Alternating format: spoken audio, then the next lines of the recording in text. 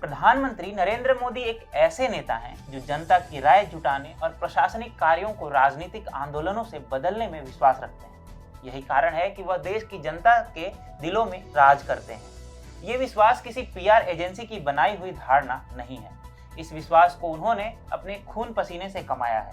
PM Modi पर जनता के विश्वास के कारण ही मेक इन इंडिया, स्वच्छ भारत अभियान और जनधन योजना जैसी उनकी कई योजनाओं को सफलता मिली है। अब मोदी सरकार एक नया आंदोलन आरंभ करने जा रही है। यह आंदोलन देश के एक अलग लेकिन आवश्यक मोर्चे पर लड़ी जा रही है। यह भारत से ड्रग्स की समस्या को मिटाने की लड़ाई है।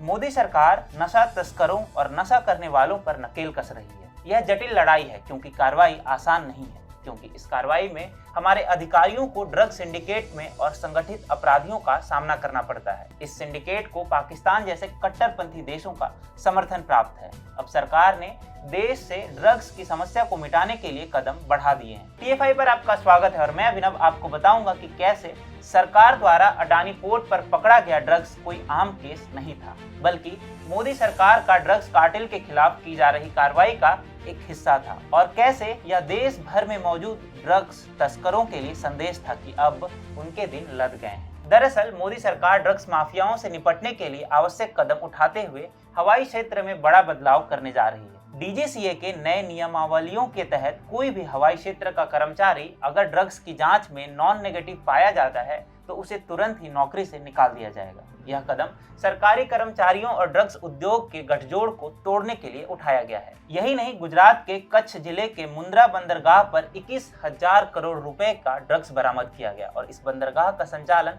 अडानी समूह द्वारा किया जाता है। लेफ्ट ब्रिगेड लॉबी ने इस खबर के बाद मोदी सरकार और कॉरपोरेट जगत के बीच एक काल्पनिक गठजोड़ के बारे में बेबुनियाद कयास लगाना शुरू कर दिया था। अगर हम आपको यह बताएं कि अडानी पोर्ट से जब्त किए गए ड्रग्स की खबर को सरकार ने ही हवा दी थी, तो आपका क्या रिएक्शन होगा? जी हाँ, सरकार ड्रग्स माफियाओं को यह संदेश दे रही थी कि अब उनके दिन लद गए हैं। आगे से ऐसी तमाम खबरें आने वाले समय में सामने आएंगी, क्योंकि मोदी सरकार अब ड्रग्स माफियाओं और उससे जुड़े लोगों पर कार्रवाई करने का प्लान बना चुकी है। विपक्ष हर बार एक ही सवाल पूछ रहा है, अडानी ग्रुप द्वारा संचालित मुंद्रा बंदरगाह पर बड़े पैमाने पर ड्रग्स की तस्करी पर मोदी सरकार क्यों चुप है? वह पूंजीपतियों और मोदी सरकार के बीच गठजोड़ के आरोप भी लगा रहे हैं, लेकिन उनकी आलोचना अधिक मायने नहीं रखती है। ऐसा हम इसलिए कह रहे हैं क्योंकि प्रवर्तन एजेंसियों ने ड्रग्स की खेप का भंडाफोड़ किया और कोई भी कवर अप नहीं किया। प्रवर्तन एजेंसियां पहले से ही इस मामले में कार्रवाई कर रही हैं और इस मामले में कई गिरफ्तारियां भी हो चुकी हैं।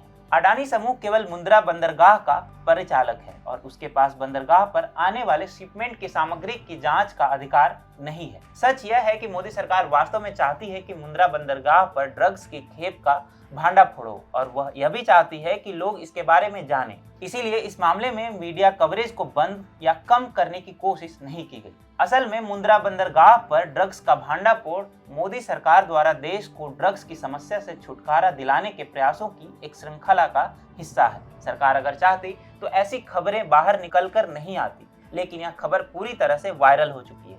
ऐसे में ड्रग्स को लेकर सरकार की मंशा पर सवाल उठाना कदापि उचित नहीं है। नारकोटिक्स कंट्रोल ब्यूरो यानी एनसीबी ड्रग्स कानून प्रवर्तन के क्षेत्र में उच्च एजेंसी के रूप में कार्य करती है। पिछले 1 साल से ड्रग्स मामलों को लेकर यह एजेंसी काफी सक्रिय हुई है।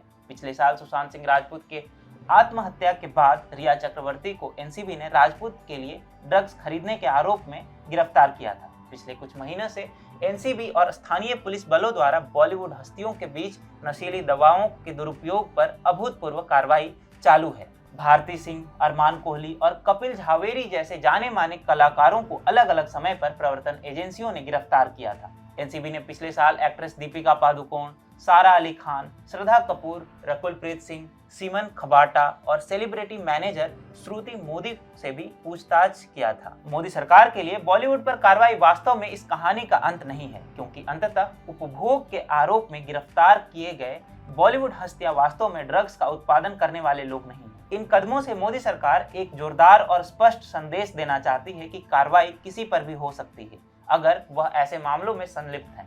सरकार का मुख्य लक्ष्य अभी भी ड्रग्स की आपूर्ति करने वाले सिंडिकेट है। मुंद्रा ड्रग्स भांडाफोड़ सिंडिकेट पर नकेल कसने के लिए मोदी सरकार की योजना मादक द्रव्यों के सेवन के मुद्दे को सामने लाकर मोदी सरकार ने एक सराहनीय काम किया है। कौन से लोग इसे खरीद रहे हैं यह जानना आवश्यक है, ताकि यह पता किया जा सके कि आपूर्ति कौन कर रहा है। ड्रग्स आपूर्ति के कई स्रोत हैं जिनसे भारत को निपटना है। सबसे पहले स्वर्ण त्रिभुज यानी गोल्डन ट्रायंगल है। भारतीय सेना की आधिकारिक वेबसाइट के अनुसार कुख्यात स्वर्ण त्रिभुज म्यांमार, लाओस और थाईलैंड के ग्रामीण पहाड़ी क्षेत्रों का समूह है। यह दक्षिण पूर्व एशिया का मुख्य अफीम उत्पादक क्षेत्र है और यूरोप तथा उत्तर अमेरिका के सबसे पुराने नशीले पदार्थों की आपूर्ति करने वाले देशों में से एक है। गोल्डन क्रिसेंट के उद्भव से पहले भी भारत की म्यांमार के साथ 1643 किलोमीटर लंबी सीमा एक जोखिम के रूप में मौजूद रही है। वेबसाइट पर कहा गया है कि अरुणाचल प्रदेश, मणिपुर, मिजोरम और नागालैंड राज्य म्यांमार के साथ अपनी सीमा साझा करते हैं। अफीम, हेरोइन, मेथ और कई अन्य ड्रग्स म्यांमार से पूर्वोत्तर में तस्करी कर लाए जाते हैं। इसके अलावा भारत में अवैध रूप से खेती की जाने वाली ड्रग्स की भी भारत में ही खपत होती है। गोल्डन ट्रायंगल में उत्पादित ड्रग्स मिजोरम, मणिपुर और नागालैंड में म्यांमार के भामू, लैशियो और मांडले जैसे क्षेत्रों से भारत में प्रवेश करते हैं। यहाँ से यह मार्ग द्विभाजित हो जाता है और एक रास्ता मणिपुर के मोरेह के माध्यम से उत्तर की ओर बढ़ता है, जबकि दूसरा रास्ता प्रवेश करने के लिए दक्षिण की ओर मिजोरम के चंपई की ओर जाता है। मोरेह, चंपई, दीमापुर और गुवाहाटी भारत के पूर्वोत्तर में मादक पदार्थों की तस्करी उद्योग का केंद्र बन चुके हैं। इसके अलावा पाकिस्तान भी सीमा पार से पंजाब तथा भारत के अन्य हिस्सों में ड्रग्स की आपूर्ति करता है। यह पाकिस्तानी सेना और आईएसआई की हजार घावों के जरिए भारत का खून बहाने की रणनीति का हिस्सा है। अफगानिस्तान में तालिबान के पुनरुत्थान के साथ अफगानिस्तान के माध्यम से भी भारत नशीली दवाओं के व्यापार को एक नए खतरे के रूप में देख रहा है। मुंद्रा बंदरगाह पर जब्त की गई हेरोइन अफगानिस्तान में उत्पन्न हुई और ईरान के बंदरगाह अब्बास से मुद्रा भेजी गई। अफगानिस्तान दुनिया का सबसे बड़ा अवैध अफीम आपूर्ति करता है और नशीली दवाओं का व्यापार तालिबान की अर्थव्यवस्था की रीढ़ है। भारत इस मोर्चे पर एक साथ लड़ रहा है। ये व्यापार 1-2 करोड़ का नहीं बल्कि कई हजार करोड़ों का व्यापार है। यह भारत के विरोधी ताकतों को आर्थिक बल तो देता ही है, साथ ही साथ देश की मुख्य संस्कृति में भी कुरीतियों को स्थापित करता है। सरकार इस मोर्चे पर प्रतिबद्धता से लड़कर आर्थिक विकास और सांस्कृतिक विरासत की रक्षा कर रही है, जो कि काबिले तारीफ है।